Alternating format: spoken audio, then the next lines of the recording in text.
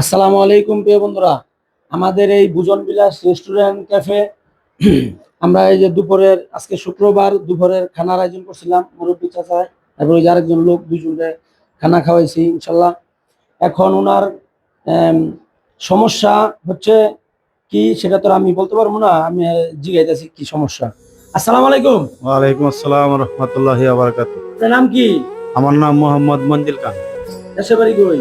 দেশের বাড়ি কিশোরগঞ্জ মিঠাবন থানা গুপদিঘি গ্রাম। এখানে কোন জায়গায় থাকেন? এখানে নারায়ণগঞ্জ কুয়েতি মসজিদের পাশে। কি সমস্যা আপনার? সমস্যা বাজার আমি একটু পায়ে বাম পায়ে যে পাওটা দেখতেছেন, হ্যাঁ। এই পাওটা বাদ আমি পিছুলকায় পড়ে ভাঙ্গা থেকে জয়েন্ট থেকে রক্সিরা থেকে অনেক টাকা খরচ করছি। বাদে চিন্তা হলো আমার আর অর্থ সম্পদ নাই, বাড়ি বিটা নাই, সম্পত্তিও নাই। গেলাম দেশের এমপি সাহেবের ধারে, বুঝছেন। এমপি সাহেব আমার আশ্বাস দিছে চিকিৎসা করাইব। এলাকার মান্যমান্য ব্যক্তি যারা আছে চেয়ারম্যান থেকে লইয়া সবার ধরে গেছি, কিন্তু আমার চিকিৎসার ব্যবস্থা করে নাই তারা। তাই পোলামান্ডে নিয়ে আমি বড় কষ্ট দিই। আমি দুইটা মেয়ে, একটা ছেলে, আমার মা আছে, আমার পরিবার আছে। এই পাড়া নিয়ে আমি কিছু করতে পারি না, বুঝছেন। যাই আমি ঢাকা আসছি, আমার দেশের বাড়ি মিঠাবন গুপদিঘি গ্রাম। লাস্ট পর্যায়ে আমি গেছি হারুন ডিয়াজির কাছে। হারুন ডিয়াজি আমার বলছে চিকিৎসার বন যা করছো লাগে সম্পূর্ণ দিব, কিন্তু উনির ফুয়াতো ভাই নাম হলো শিবলোকের নাম, সে আমার চিকিৎসাটা করে দিকে আমার লইয়া যায় নাই। আমি এ পর্যন্ত চিকিৎসার জন্য খুবই কষ্ট হচ্ছে ভাই। যদি পারেন আপনারা যারা আসছে, আপনারা যদি আমার একটু পারেন সহায়তা করতেন, আমার বাচ্চা এলে চলতে পারি চিকিৎসার কারণে। ওই হলে নামাজ পড়তে পারি ভালো, পাটা বিছায় আমি নামাজ পড়ি, দাঁড়ায় উঠতে বসতে পারি না, বসলে উঠতে পারি না। হ্যাঁ, এই কষ্ট করতেছে ভাই।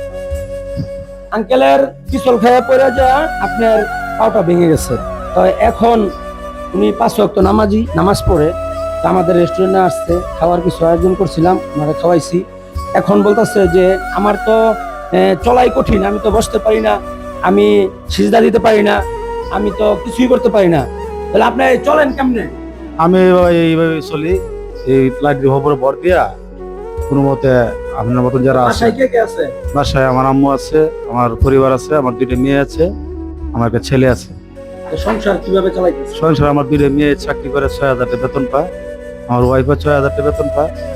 তা আমি হালকা পাতলা আপনারা এই যেমন পারি বোঝেন না, এই যে আত্মীয় দোকানে দোকানে যাই, যারা আমার থেকে মহব্বত তাকে দেয়, এইভাবে চলি আর কি। মানে এইভাবে চলতেছেন? এইভাবে আল্লাহ চালাইতেছে, আল্লাহর শুক্রিয়া। কিন্তু চিকিৎসা হইলে আমি পূর্ববর্তী নামাজটা পড়তে পারলাম, হলে কাজ কাম করে আমার সংসারটা হাল করতে পারলাম। এর জন্য আমি বহুত দৌড়ছি মিঠামানি, কিন্তু আমার এই দুঃখটা কেউ বোঝে নাই, আমার কেউ দেয় নাই। আমার বাবার অর্থ সম্পদ নাই, বিক্রি করে দিয়ে আমি চিকিৎসাটা নিব। আমার যা ছিল অর্থ সম্পদ সব বিক্রি করে। বড় ছেলে নাই? না, আমার ছেলে একটা 8 বছর, মেয়ে গুলো 15 বছর, একটা 16 বছর। আমরা তো আসলে সুস্থই, এই যে অসুস্থ, আমার বাবার বয়স, অসুস্থ মানুষ, এর জন্য দোয়া করবেন যেন আল্লাহ পাক তার সুস্থতা দান করে। তো এখন আজকে আমরা এই খানার কিছু আয়োজন করছি, তার জন্য ওনার আসছে, খানার ব্যবস্থা করে ওনার খাওয়াই দিচ্ছি ইনশাল্লাহ। আজকে আমরা কিছু টাকা দিয়ে দিতেছি, আমরা তো মানে পারি না। আপনি দিবেন করতে, আপনি তো আমার খাওয়াইছেন না, এটা তো আমি অনেক পাইছি। যারা দেওয়ার মতো যোগ্য আছে, হ্যাঁ, দেওয়ার আশঙ্কা আছে, প্রতি মানে অনেক টাকা পয়সা আছে, এরাই দেখে না। আপনি তো বলে ভাই একটা সামান্য একটা রেস্টুরেন্টের মালিক শুরু মোটো, এরপরে যে আপনারা 2জনটা খাওয়াইছেন, আরো 2জনটা খাওয়ানোর ব্যবস্থা করতেছেন, হ্যাঁ, এবং কি আমারও অনেক আপ্যায়ন করছেন। এটি আমি এই দোয়া করি আপনি সুস্থ থাকেন। আপনার যাওয়ার জন্য আমরা আপনার এই কিছু আপাতত টাকা দিয়ে দিয়েছি, আপনি হালকা কিছু অল্প ওষুধপত্র কিনবেন। হ্যাঁ, আচ্ছা খারাপ নিতেছি, আপনি এই যে 500 টাকা দিয়ে দিলাম, ঠিক আছে? আপনি এটা দিয়ে আপাতত ওষুধপত্র যাই পারেন আনেন। তা আপনি আমার জন্য দোয়া করেন যেন এই ধরনের কাজ আমরা করতে পারি।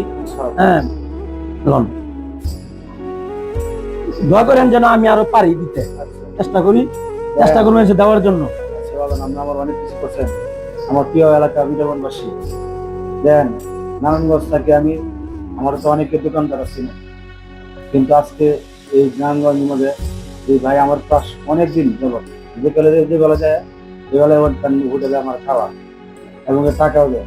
আজকে শুক্রবার জুমার পরে আমাকে সে দুধ আনছে, আরো দুধ আনছে, আইনে দূরে খাওয়াই আমার 500 টাকা হাতে দিচ্ছে। এই যে মিথ্যা কত কথা না, 500 টাকা দিচ্ছে।